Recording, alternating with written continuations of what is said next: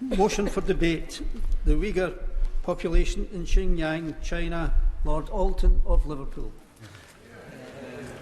My Lords, in moving the motion that the House takes note of the reported remarks of the Right Honourable Liz Truss MP, Foreign Secretary, that a genocide is underway against the Uyghur people in Xinjiang, I need to thank all noble lords who are going to speak today, and I declare that I'm Vice Chairman of the All-Party Parliamentary Group on Uyghurs and a patron of the Coalition for Genocide Response, whose founders I thank, along with the Library of the House, for the briefing material which has been made available to your Lordships. Similarly, thanks are due to the Interparliamentary Alliance on China, of which I'm also a member.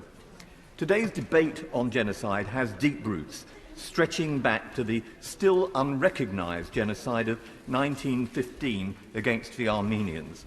It was carefully studied by the Jewish-Polish lawyer Raphael Lemkin. More than 40 of his own family were subsequently murdered in the Holocaust, the genocide of 6 million European Jews. Lemkin created both the word genocide and campaigned for the 1948 Genocide Convention, to which we acceded in 1970, and which ultimately led to the creation of the International Criminal Court. Article 2 of the Convention sets out what constitutes a genocide, which isn't dependent on numbers of those killed, and indeed no killings at all are necessarily required if at least one or more of the 5 prohibited genocidal acts are proven, but it evaluates intent to destroy in whole or in part a national, ethnical, racial or religious group.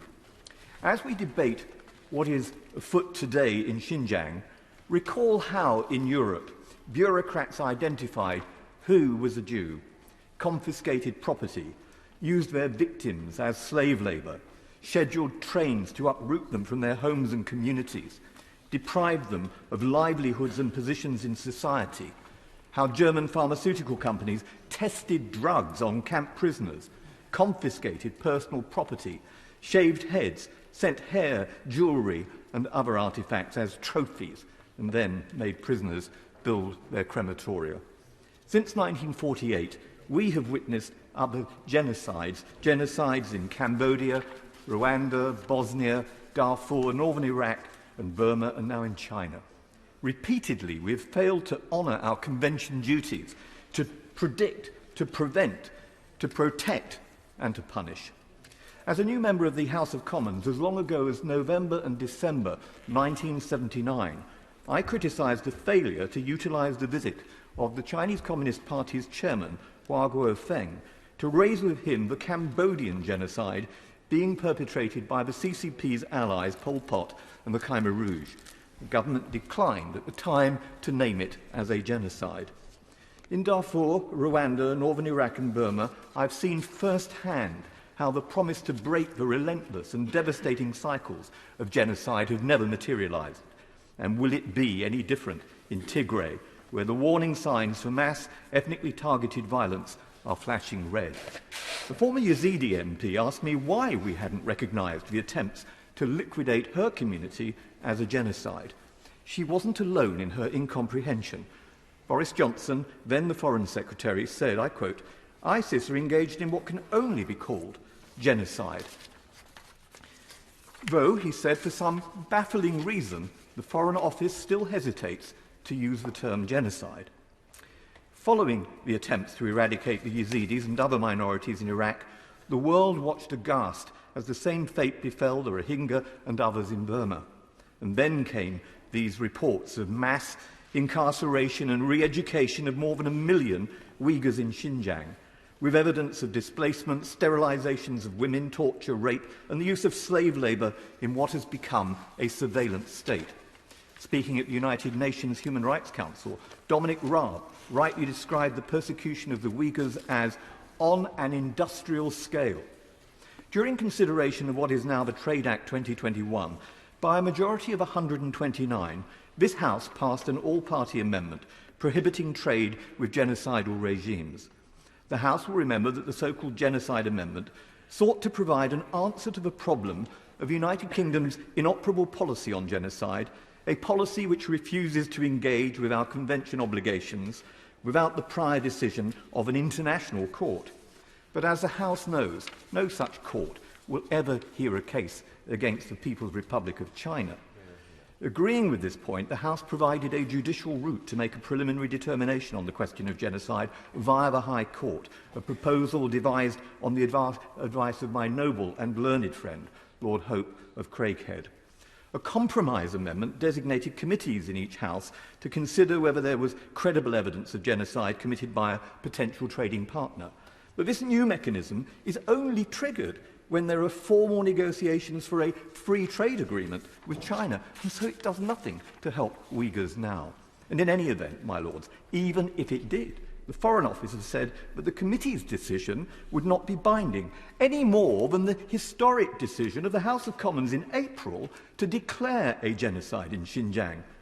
And the Foreign Office have also rejected the findings of the House of Commons Foreign Affairs report, which is entitled Never Again, the UK's responsibility to act on atrocities in Xinjiang and beyond. They said they would not accept the Select Committee's conclusions that the government, and I quote, should respect the views of the House of Commons that crimes against humanity and genocide are taking place and take a much stronger response. In September, our own Select Committee on International Relations, on which I serve, published a report, China, Trade and Security.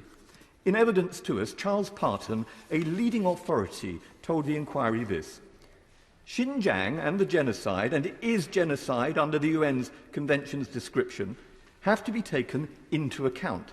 This is not just about the sheer goodness and badness aspect, but the reputation of companies of ours that are trading with those that are producing materials through forced labour and benefiting from what is going on in Xinjiang. My lords, the United States Secretary of State, Antony Blinken, is quite clear. He says the forcing of men, women and children into concentration camps, trying to, in effect, re-educate them to be adherents of the ideology of the Chinese Communist Party, all of that, he says, speaks to an effort to commit genocide. Genocide is not part of the great game of diplomacy. It is the ultimate atrocity crime. Very unusually, and to her enormous credit, Liz Truss has refused to follow that line and is reported as stating that the treatment of Xinjiang's Uyghurs must be regarded as genocide. But with the British Foreign Office saying the opposite of what the Foreign Secretary is saying, the Prime Minister has the right to be even more baffled. Major independent analysis and leaked documents all reach the same conclusion as the Foreign Secretary. Essex Court Chambers found that there is a very credible case that the Chinese government is carrying out the crime of genocide against the Uyghur people. A 25,000-word report from New Lines Institute for Strategy and Policy, involving over 30 independent global experts, found that the Chinese state is in breach of every act prohibited in Article 2 of the Genocide Convention. My lords, read the Australian Strategic Policy Institute's compelling report, The Architecture of Repression. Read Laundering Cotton, the joint report of Sheffield Hallam University and of the Helena Kennedy Centre for International Justice. The joint contribution of Dr. Joanne Smith-Finlay and Dilmurat Mahmood on cultural genocide, which will appear in the forthcoming volume, The Xinjiang Emergency, edited by Michael Clark. Or Dr. Adrian Zen's recent work on the use of population control, separation of families, sterilizations and abortion to target the Uyghurs, and Darren Byler's book, In the Camps, Life in China's High-Tech Penal Ecology. I've sent the links to these reports to the Noble Lord, the Minister. The published research suggests that since 2016, at least 1 million people have been detained in Xinjiang without trial. The purpose is to re-educate them and to replace their Muslim faith and culture with adherence to the ideology of the Chinese Communist Party. Last month, CNN broadcast an interview with a former Chinese police detective who described how Uyghurs had been pulled from their homes, I quote, handcuffing and hooding them and threatening to shoot them if they resisted. The BBC bravely broadcast the testimonies of courageous Uyghur women who described conditions in the concentration camps, including their re-education, rape and public humiliation by camp guards. No one can say we didn't see this red light flashing. No one can say we didn't know. My lords, I've been to Western China and Tibet. Since 2008, I've raised the plight of Muslim Uyghurs on over 70 occasions in questions, speeches, and endless emails to the ever-patient noble Lord the Minister, including on a take-note motion in 2013. The fate of these 1 million incarcerated Uyghurs should be seen in the context of the enormities committed by the Chinese Communist Party, with one estimate holding the CCP responsible for the deaths over the decades of 50 million Chinese people. See it against the massacre in Tiananmen Square, the outrages in Tibet, forced organ harvesting, the destruction of Hong Kong's freedoms, the daily intimidation of Taiwan, and attempts to silence the parliamentarians who call them out. See it in the context of the £2 billion Evergrande South Sea bubble, the disappearance, torture, persecution, and imprisonment of lawyers and brave Chinese journalists who ask the difficult questions about, for instance, the emergence of the COVID-19 virus in Wuhan. Lamentably, UK institutions care far too little about the origins of dirty money, about the use of slave labour in Xinjiang, or the nature of the CCP. Note that the Commons report says there are substantial research connections between the Chinese organisations responsible for these crimes and UK universities, close quotes. While the Commons Committee tells us the issue of forced labour in Xinjiang is pervasive and widespread. And yet in your Lordship's House, the Trade Minister told us that his ambition is to further deepen our trading relations. Meanwhile, companies like Hikvision, banned in the United States but not here, are, according to the Commons inquiry, responsible for the cameras, I quote, deployed throughout Xinjiang and provide the primary camera technology used in the internment camps. And the same facial recognition cameras are even collecting facial recognition data in the United Kingdom. The government was asked to prohibit the UK organisations and individuals from doing business with companies known to be associated with the Xinjiang atrocities through the sanctions regime. Can the Minister tell us whether we're doing this and why the government's declined to carry out an audit of the UK assets of CCP officials? Will he explain why we sanctioned 4 lower-level Chinese officials for their repression of the Uyghur region, but left out Chen Guangkou, the architect of the whole thing, who the US has sanctioned and who is also responsible for mass human rights abuses in Tibet? Critically, given that per ICJ case law, the trigger for state responsibility is not, in fact, whether a state has concluded that the criminal threshold for genocide is reached, but rather that it believes there to be a serious risk of genocide, can the Minister tell the House if his department has undertaken an analysis of whether or not there is a serious risk of genocide in the Uyghur region, and if not, why not? Today, following the remarks of the Foreign Secretary, we need to provide a feasible judicial route to justice for victims of genocide, and we need to strengthen our capacity to identify and prevent emerging genocides. We should be ensuring evidence collection and preservation for future trials, insisting on criminal accountability and taking long overdue action on forced labour supply chains and trade linked to Uyghur slave labour. Are we on the side of the slaves or on the side of the slave drivers? Last week I met a Uyghur woman who told me more than 20 members of her family have disappeared. What are we doing to protect witnesses, including those who have given evidence to the Uyghur Tribunal chaired by Sir Geoffrey Nice QC? And what are we doing to stop Uyghur refugees being repatriated to China? And, my lords, what of the Winter Olympics?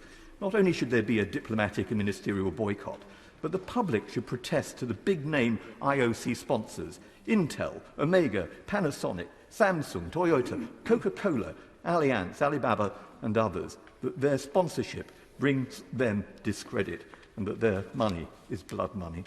The word genocide should not be used inaccurately, but we shouldn't hesitate to use it when and where all elements of the crime are present. That is what Liz Truss has done, and I admire her for doing so. It's unacceptable for the Foreign Office to dismiss the view of this House, the view of the House of Commons, of its Foreign Affairs Select Committee and of the Foreign Secretary. It's simply not tenable to go on with the same unresolved circularity, a vicious circle, which debases the duties of a genocide convention. We cannot continue gesturing in the direction of courts, which we all know are incapable of holding China to account. That, my lords, is immoral. We also owe it to the memory of Raphael Lemkin and to all those who have been victims of genocide to do far more to confront this evil and those who have been getting away with genocide. I beg to move. Yeah.